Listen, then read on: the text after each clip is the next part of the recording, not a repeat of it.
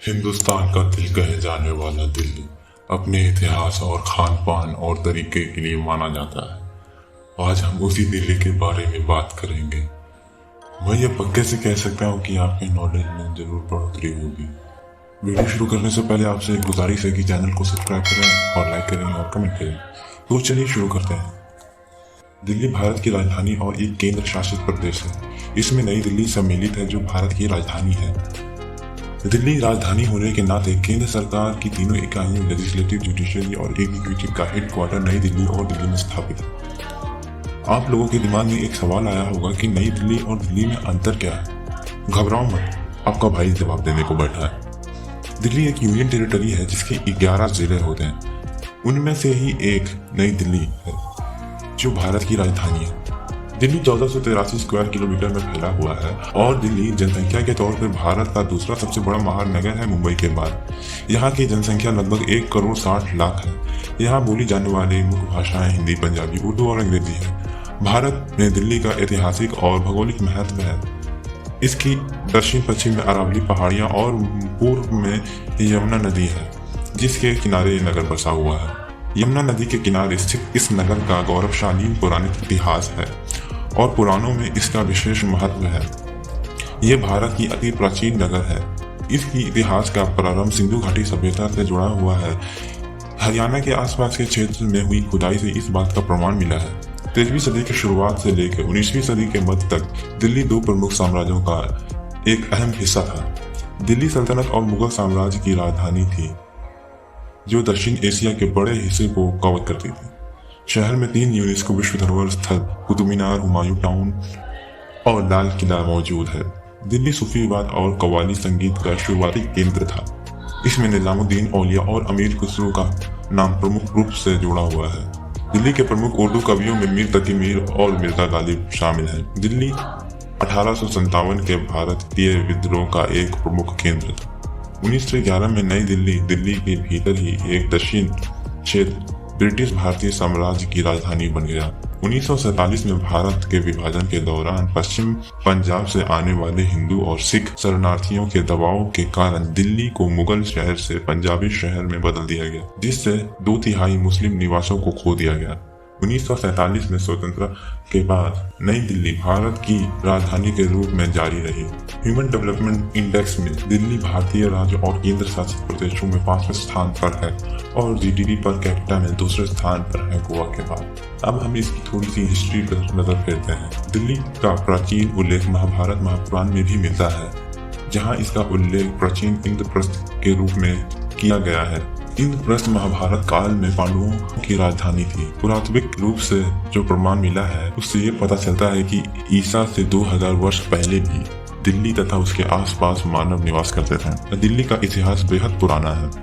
मौर्य काल से 300 वर्ष पहले ही यह नगर विकास होना आरंभ हुआ। पृथ्वीराज चौहान के दरबारी कवि चंद्र बरदाई की हिंदी रचना पृथ्वीराज रासो में तोमर राजा अनंगपाल को दिल्ली का संस्थापक बताया गया है। पृथ्वीराज चौहान को दिल्ली का अंतिम हिंदू सम्राट माना जाता है। 1200 ईस्वी के बाद दिल्ली सल्तनत की राजधानी बनी। इस पर खिलजी, तुगलक, सैयद और लोदी समेत कुछ वंशों ने शासन किया। ऐसा माना जाता है कि आधुनिक दिल्ली बनने से पहले दिल्ली 7 बार उजड़ी और विभिन्न स्थानों पर बसी, जिनके कुछ अवशेष आधुनिक दिल्ली में अब भी देखे जा सकते हैं। दिल्ली की तत्कालीन शासकों ने इसको स्वरूप में कई बार परिवर्तन किया। मुगल बादशाह हुमायूं ने सरहिंद के निकट युद्ध में अफगानों को पराजित किया तथा बिना किसी विरोध के दिल्ली पर अधिकार कर लिया। हुमायूं की मृत्यु के बाद मुगल बादशाह अकबर ने अपनी राजधानी दिल्ली से बदलकर आगरा कर दिया। अकबर के पोते शाहजहां ने 17वीं सदी के मध्य में इसे 7वीं बार बसाया, जिसे शाहजहानाबाद के नाम से पुकारा गया। शाहजहानाबाद आम बोलचाल की भाषा में पुरानी दिल्ली या पुराना शहर कहा जाता है। पुरानी दिल्ली 1637 के बाद मुगल साम्राज्य की राजधानी रही। दिल्ली का आखिरी मुगल बादशाह बहादुर शाह जफर था।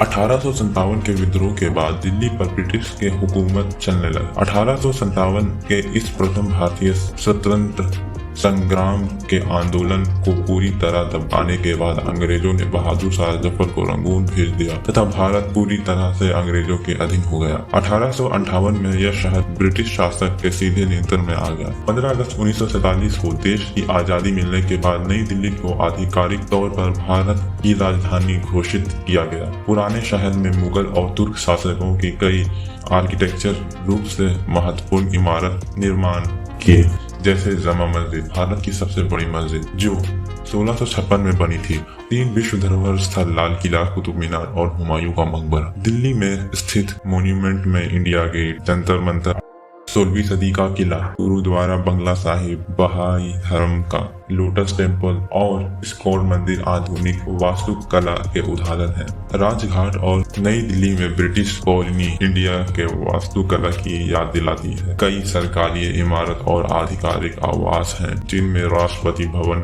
सचिवालय, राजपथ, भारतीय संसद और विश्व चौक शामिल है। सफदरगंज का मकबरा मुगल उद्यान शैली का एक उदाहरण है। कुछ राजसी हवेलियां आलीशान आवास पुराने शहर में है। लोटस टेम्पल एक बहाई पूजा घर है जो 1986 में बनकर तैयार हुआ। अपने फूलों जैसा आकार के लिए उल्लेखनीय, यह भारतीय उपमहाद्वीप के मंदिर के रूप में कार्य करता है और शहर में एक प्रमुख आकर्षण बन गया है। राष्ट्रीय संग्रहालय और राष्ट्रीय आधुनिक कला गैलरी देश के सबसे बड़ी संग्रहालयों में से कुछ है। चांदनी चौक 17वीं सदी का बाजार, आभूषण और जरी साड़ियों के लिए दिल्ली में सबसे लोकप्रिय खरीदारी क्षेत्र में से एक है। अब हम अलविदा लेते हैं। आशा करता हूँ कि वीडियो आपको पसंद आई होगी। तो फिर मिलते हैं अगले वीडियो में। तब तक के लिए गुड बाय।